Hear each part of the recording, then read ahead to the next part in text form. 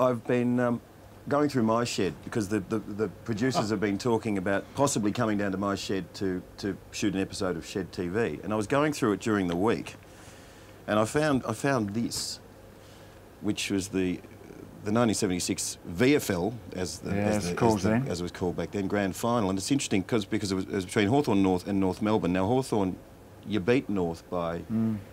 I was there. I was 8 years old, so I've got a vague memory. I'm looking at the pictures and it's all coming back.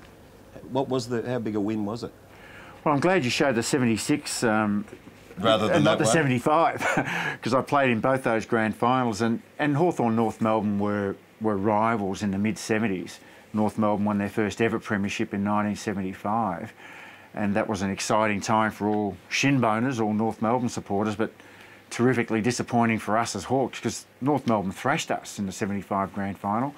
But here we are again in 1976, a chance to redeem ourselves, and we ended up winning that grand final convincingly. But there was a story to that 76 grand final, because our then captain of that time, the late Peter Crimmins, was very, very sick, in fact in his deathbed, and very emotional time still thinking about it, because Crimmo sent a telegram to us just prior to the 76 grand final saying that it's going to be the toughest 120 minutes of your career. I'll ride every bump, every tackle with you all the way. Signed the little fellow, and John Kennedy just simply read that telegram out to us prior to that 76 grand final, and the rest was always going to be history. There was no way we were going to lose that game, and we won that premiership virtually, and it's called Crimmo's Cup to this day.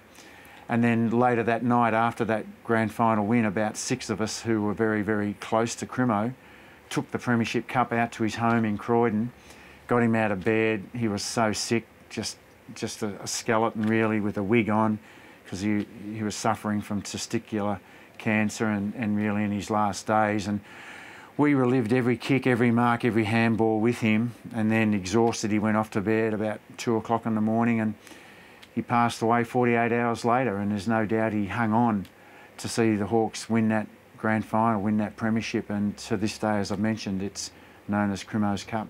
His spirit typified the spirit of Hawthorn. You know, the spirit of Peter Crimmins, the spirit of Hawthorn, and that still is displayed at the Hawthorn Football Club today. His courage, his determination, his spirit will go on forevermore.